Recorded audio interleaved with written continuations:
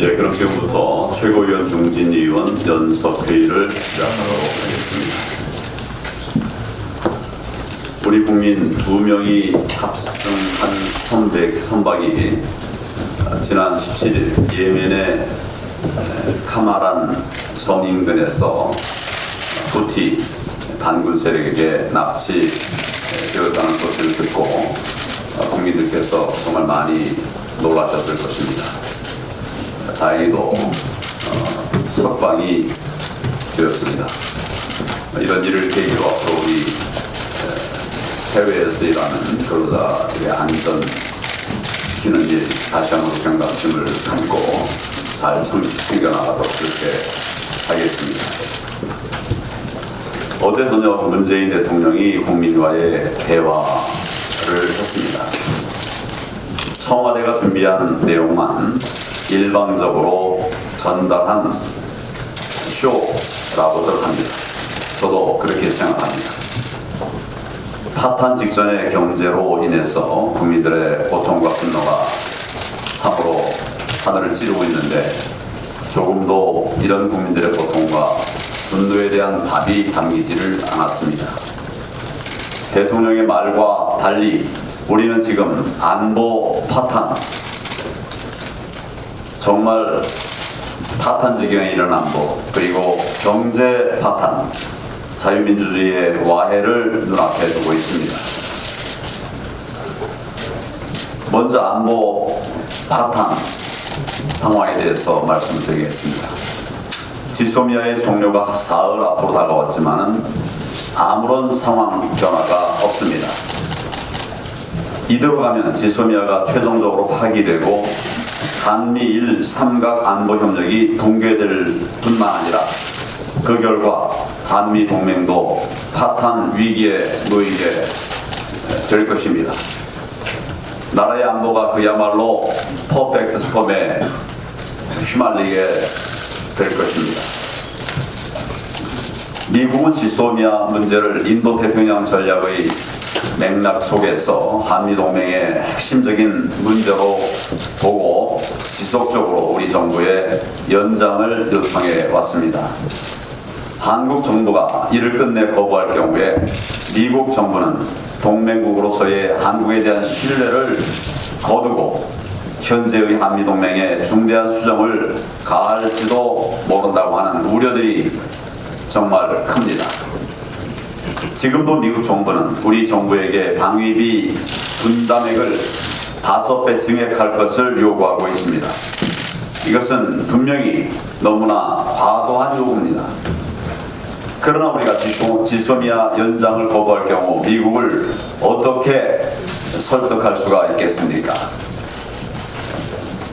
미국 정부가 지소미아 파기와 연계해서 한국에 대해서 무역제재법을 적용할 경우에 우리의 자동차, 반도체, 조선산업 등이 큰 타격을 받을 수 있다고 하는 걱정이 많습니다.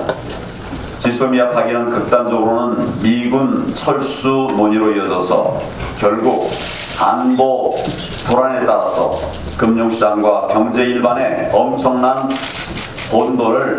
혼란을 초래할 수도 있습니다.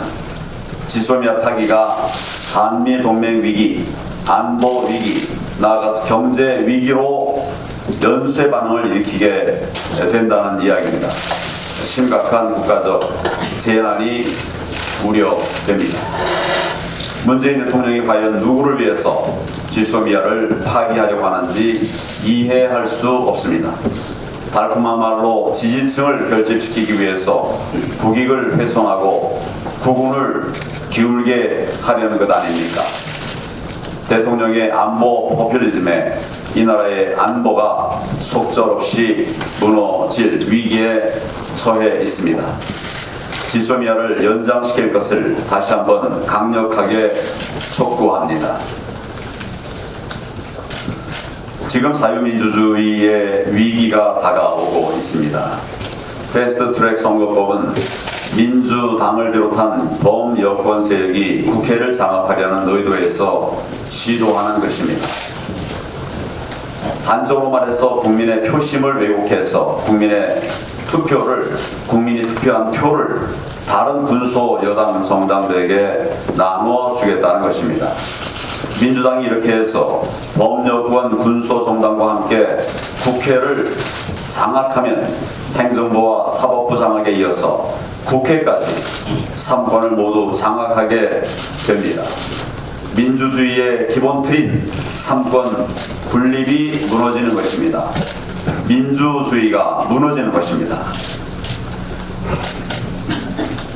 학자들은 이것을 합법을 가장한 독재라고 부르고 있습니다.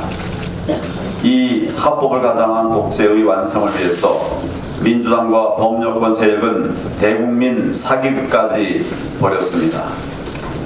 당초 의석수는 늘리지 않는다고 공언해놓고 선거법이 패스트트랙에 일단 올라가니까 이제 와서 의석수를 늘리겠다고 하고 있습니다. 준연동형 비례대표제는 애당초 의석수를 늘리지 않으면 현실적으로 불가능한 제도였습니다. 범여권 의원들도 이를 모두 알고 있었습니다. 알고도 의석수 늘어나지 않는다고 국민을 속인 것입니다. 참으로 간교합니다. 공수처법 역시 합법적 독재를 완성시키려는 이 정권의 검은 의도에서 비롯되었습니다. 어제 문재인 대통령은 국민과의 대화에서 마치 공수처가 글로벌 스탠다드인 것처럼 말했습니다. 그러나 이것은 거짓말입니다. 이 지구상에 공수처 비슷한 것 있는 나라는 한두 나라밖에 없습니다. 공수처법을 검찰개혁 법안이라고 국민을 속이고 있는데 이것도 아닙니다. 개약입니다. 자기들 말을 더 잘 듣고 더 힘센 검찰을 하나 더 만들겠다는 것에 불과합니다. 문재인 대통령은 검찰 권력을 견제하기 위해서 공수처가 필요하다고 하지만 검찰 위에 있는 공수처는 대통령이 쥐고 있는 것입니다. 결국 여권 세력의 비리는 덮고 야권 세력은 먼지 털듯 털어서 겁박하겠다고 하는 것, 이것이 바로 공수처법의 핵심입니다. 검찰은 이미 조국 수사를 통해서 자기 개혁의 능력과 의지를 국민에게 보여주었습니다. 대통령의 수족이 될 공수처를 만들 이유가 없어진 것입니다. 여당 대표의 100년 집권론은 선거법과 공수처법을 통해서 100년 독재를 하겠다는 그런 소리의 다름 아닙니다. 저는 이러한 중대한 국가적 위기의 탈출구를 모색하고자 그저께 문재인 대통령에게 긴급회동을 제의했습니다. 하지만 청와대는 시간이 없다는 이유로 이를 거부했습니다. 나라의 운명이 걸려있는 이 문제들보다 더 중요한 문제가 어디 있겠습니까? 정말 시간이 없는 것은 이 나라, 이 국민입니다. 문재인 대통령이 현 상황을 방치한다면 10월 국민 항쟁과 같은 엄청난 한거에 직면하게 될 것임을 엄중히 경고합니다.